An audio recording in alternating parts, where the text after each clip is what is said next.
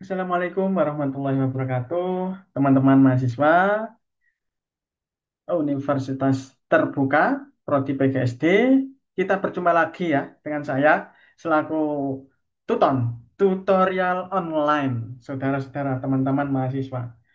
Nah, pada sesi satu ini eh, bersama saya ya di mata kuliah pengembangan konsep dan pembelajaran IPS di SD dengan kode SPGK 4404. Teman-teman mahasiswa, saudara mahasiswa UT, khususnya Prodi PGSD yang berbahagia, di sesi satu ini ya, teman-teman, kita akan ya membahas berkaitan dengan yang namanya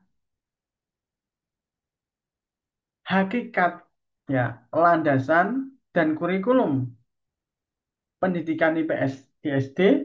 Dan yang kedua adalah esensi kurikulum 2013 atau disingkat Kurtilas ya, khususnya pada IPS SD kelas rendah dan kelas tinggi. Namun sebelum itu saya sampaikan memang untuk saat ini sebenarnya dan seharusnya kurikulum yang berlaku adalah kurikulum merdeka. Tapi tidak apa-apa, kita mengikuti aturan dari UT ya, sehingga pembahasan kita eh, berkutat pada kurikulum 13 atau 2013. Ini sudah hampir 12 tahun berarti ya, kalau 2013. Baik, yang pertama ya, hakikat landasan dan kurikulum pendidikan IPS di SD. Hakikat IPS ya, ilmu pengetahuan sosial. Ya, jadi mata kuliah ini ya mendiskusikan tentang bagaimana membentuk calon guru ya yang memiliki kompetensi, memiliki pengetahuan sosial, baik itu sosial masyarakat, baik itu pengetahuan-pengetahuan umum, baik itu dalam hal nilai ya, dalam hal sosial masyarakat, dalam hal berkomunikasi, itu menurut saya masuk kepada landasan khususnya pada IPS SD. Kemudian kurikulum pendidikan IPS di SD ya.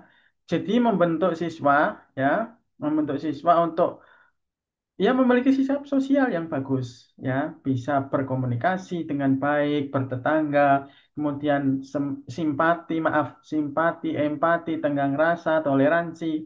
Itu hal-hal bagus yang menurut saya masuk kepada IPS ya. Dan juga pada pengetahuan-pengetahuan umum yang hubungannya dengan sosial.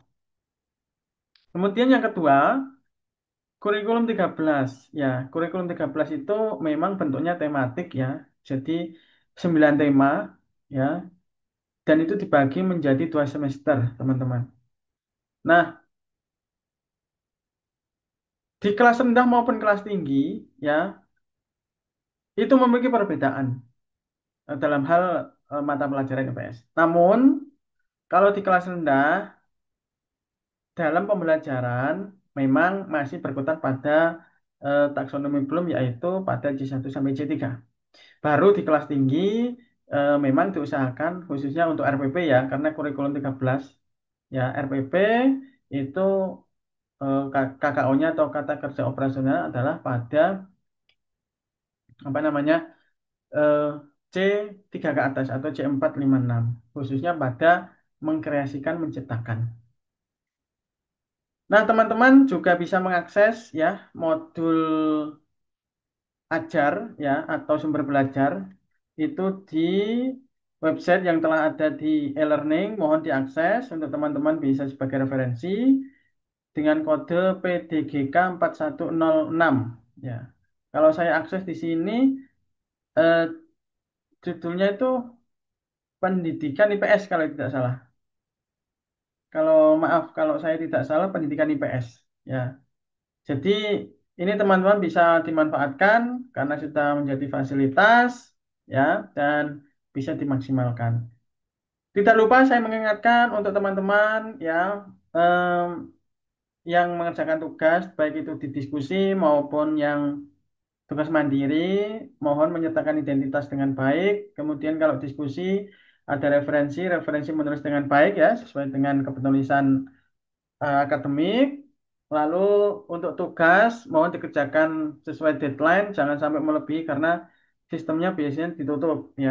Mohon tidak plagiasi dan gunakan integritas akademik yang bagus, jangan plagiasi. Em, Kalau menggunakan AI, jangan sepenuhnya AI. Jadi harus ada sumbangsih pemikiran kita. Lalu kehadiran ya, jangan lupa.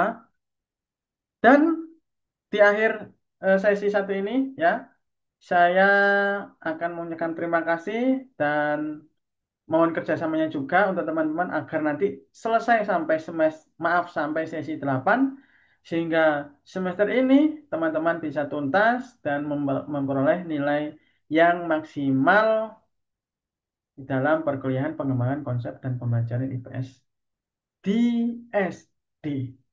Terima kasih teman-teman. Sampai berjumpa lagi. Tetap semangat. Dengan saya Ahmad Siti Pratikno MPT. Kita berjumpa lagi di kesempatan selanjutnya. Tetap semangat. Saya akhiri wassalamualaikum warahmatullahi wabarakatuh. Selamat malam. Om Swastiastu, Namo Buddhaya, salam kebajikan rahayu. Terima kasih, salam sukses.